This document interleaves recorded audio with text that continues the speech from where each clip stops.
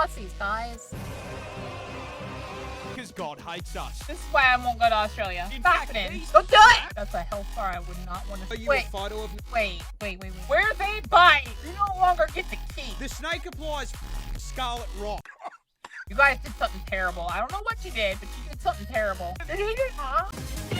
My man just hopped. Ain't he a cutie? I love pistol shrimp. Aww. Greatness is Gebs at work. Watching. Are you watching? Are you watching? Are you watching? Yeah, claps. Saw it, didn't you? Pretty.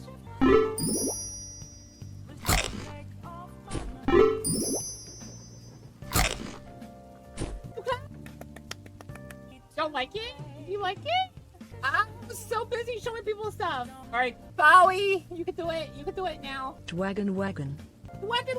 Star, do you like it? Like my transitional? I love it. Cool. What is Boka doing? I was texting a couple of people for stuff for my new background. Okay. Right. Why is it always the Aussies, guys? Aussies. Let's go. This snake can take your arm off. 'Tis but a scratch. Don't do it! Your arm's off. Introducing the fer-de-lance, I agree. a species of pit viper native to South America and Mexico, with this particular nope rope having quite inch-long fangs into your skin and injects you with 2 teaspoons of venom. You will at this point notice a little status effect bar appear on the bottom of your screen. Don't worry about that. That's a mystery mouse tool that'll hurt us later. Upon being bitten, your blood pressure immediately crashes lower than the stock market and you start to feel very ill. The bite wound feels like you've been shot in the leg, you start sweating like someone's looking through your browser history, and then you start puking your guts up. Shortly followed by your collapse into the ground in agony. Now, fer-de-lance venom is hemorrhagic, so while Why you gotta do that to me? Why? you're having a frat boy moment on the ground, the venom is breaking down the walls of your blood vessels, causing massive internal bleeding. At the same time, it's seeping into your bloodstream, causing it to thicken and start throwing clots. But hey, you're in luck. You were with a buddy when you got bitten. They rush you to the hospital, and because it's such a common snake bite, they have the anti-venom on hand and administer it immediately, counteracting the venom's effects. There is just one problem. The mystery mouse tool is still there, because anti-venom is not necromancy. So, all the dead tissue around the bite caused by the blood clots and internal bleeding, yeah, still very dead. In fact, it's so dead that it is rotting on your still alive body in a process called necrosis. I can't show you a photo of... Wait. I just realized what he's saying. Their bite is necrotic. Where they bite, you no longer get to keep. They're cutting something out. Because you can't have a necrotic in your body. It's basically spreading death. It's like if you got frostbite. Frostbite eventually turns into necrotic as well. You have to cut that off. That's why if you're like your toes get frostbite, they have to be cut off. Oh God. What is this thing living? Necrosis, because it's genuinely disgusting. It is very disgusting. But to put it in a term you can understand, the snake applies scarlet rot. I use a different term. Yeah, I wouldn't say scarlet rot. I would say death blight. Because here's the thing. Scarlet rot cannot heal death blight. Once it's necrotic, it's gone. Now, so long as that rot's still... Well, that's the thing. Anywhere that snake bites, that is death. It is dead. It's necrotic. Necrotic is death. You're not dead. Your body, part of your body is. They have to cut it out. Because if they don't cut it out, it will kill the rest of the body. attached to you, It's not a win death, it's a will dead. it's gonna spread. Scarlet rot is a possible death. Death blight is a death.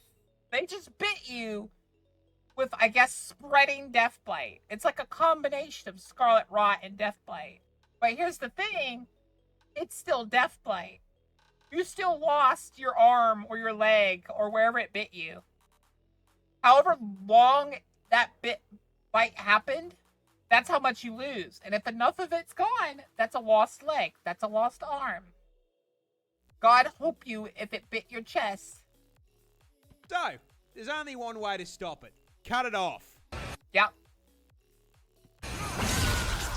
This adorable little... Cut it off. It's deathblight. Luckily what? Luckily I only lost a bit. tetrodotoxin. You know, the same shit that turns cooking a puff fish into a quick time event. Yeah, these little guys are packing it too. However, because it is Australian, the blue-ringed octopus is on violence timing and is the only animal in the world to use this shit as an offensive measure by way of a venomous bite. But what does the venom actually do? Well, imagine you're wading through the rock pools with the homies, and you accidentally disturb this little gentleman's residence. The blue ring, taking the American approach to home defense, suctions onto your leg and bites you. Best part, it's completely painless. So if you're distracted by how thick your mate's looking in those Speedos, you aren't going to feel... Why does everyone love the booty picture of Invincible? shit. That is, until your face starts tingling like TV static. It's warm out here under the sun, but you weren't sweating like this 5 minutes ago, and now you got a headache. You start to feel sick, weak. Ain't he a cutie? This is Australia's most common snake, and that's quite a problem, because it's also one of the world's deadliest.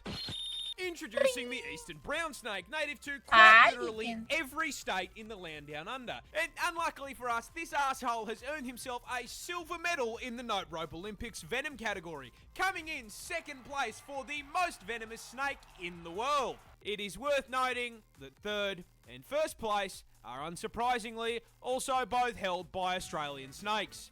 Because God hates us. However, He does. You guys did something terrible. I don't know what you did, but you did something terrible. unlike first and third, I suspect you're the ones that planted the apple tree. Bit of Bible humor. the toxic middle child here is a far larger problem. Because putting it lightly, he's a cunt. Dead. The eastern brown is one of the most territorial species of snake. Did he just hop? My man just hopped. The eastern brown is one of the most territorial He hopped. species of snake in the world, which is a scientific way of saying they operate on the US home defense philosophy. What about the orange If tree? you dare put a pinky toe onto this guy's property, he will bite your ass, injecting you with a hemotoxin that can send you to heaven via blood clot in under 30 minutes if left untreated. But hey, stay off his property and he'll leave you alone. Right? Yeah, one problem. His property is your property. Get the fuck out of my room and play Minecraft! That's right, the eastern brown doesn't live out in the middle of nowhere like his slightly more deadly cousin. This fucker is so at home in the suburbs, he drives a f***ing Prius. You can find this burnt piece of spaghetti literally anywhere.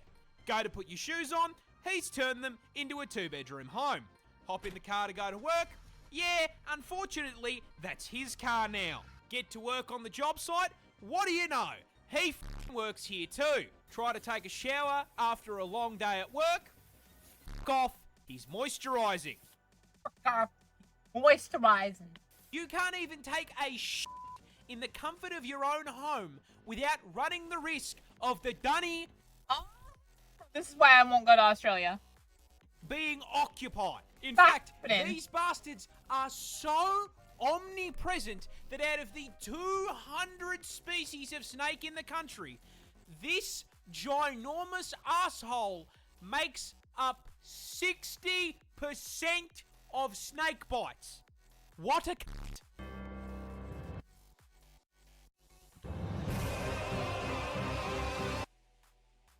That's a health bar I would not want to see. This shrimp can cause explosions. My main goal is to blow up. Introducing the I love pistol shrimps. mantis shrimp, native to the West Indo-Pacific I call Ocean them and pistol shrimps. possibly the coolest crustacean under the sea. Because this fluorescent armored sausage is actually a voracious, bloodthirsty predator rocking enough surveillance equipment to scare the CIA with a weapon powerful enough to surpass Metal Gear. See, the mantis shrimp is a highly effective predator, and they find and track their prey with easily the most advanced set of eyes on the planet. First off, each of these eye stalks can rotate independently like a periscope, giving them a full 360 degrees of vision. However, more importantly, they can see colours we can't. You see, the mantis shrimp's eyes contain a full 15 photoreceptor cones compared to our 3. Which is a fancy way of saying they can see in 16K HDR with ray tracing enabled at 500 render distance. Oh my piece. Now, not only is the visual clarity unmatched, they can also see into the infrared and ultraviolet light spectrums. And despite all of this, they still can't find who asked. What they can, however, find is their next meal. The mantis shrimp subsists on a diet of fish, worms, squidward, and, most importantly, Mr. Krabs. Now, crabs famously exist inside of a defensive shell. So, how does this polite little gentleman break into the shell? Simple. He throws hands. Uncle. No, it's more like Ganondorf's punch. Aww. That's right, weighing in at only 90 grams and 38 centimeters in length, the mantis shrimp has a punch that produces 15,000 newtons of force. That is 176 newtons per gram. So if a human was capable of that same kind of force, a right hook from someone who weighs 80 kilo would be like getting hit in the face with 6 sticks of dynamite. Now, to produce that force, its claw needs to be moving at 83 kilometers an hour, which is so fast it creates a vacuum in the water called a cavitation bubble, which then immediately collapses at such a speed it creates a miniature explosion that flashbangs the target and reaches a temperature hotter than the surface of the sun. Mr. Krabs is getting disintegrated. Money, money, money. Most snails Oh, he did. aren't scary, except Can I do what again? Ganondorf punch? Wow. Yeah. for this one. This one's Australian. Introducing the cone snail, an aquatic mollusk native to the land down under. And as seems to be the requirement when sharing your postcode with a kangaroo, you guessed it. It can Welcome. quite easily cause your neck snap to be in a coffin. And the way it can achieve it is this bad boy right here. You see, despite most snails having a reputation for being slow goobers that get folded by a salt shaker, the cone snail is a highly effective ambush predator. And you may be wondering, how the fuck does a creature that moves slower than the GTA 6 development cycle hunt anything? Well, that's simple. It has a grappling hook. That's right, Gary's murderous little cousin here is a roadhog, mate. Hi there. And he hunts by slowly but surely stalking up on his prey until he's just within range, and then bang!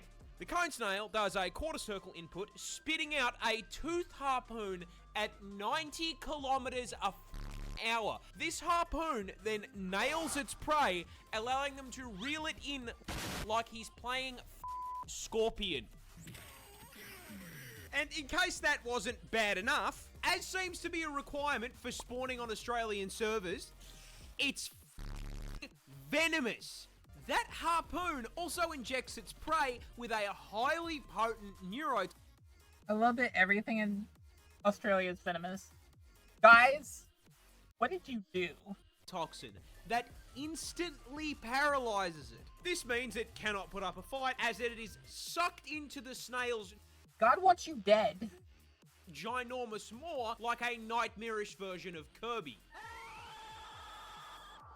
And, just in case you thought for once you might be safe, cone snail venom is potent enough to kill 700 people with one sting.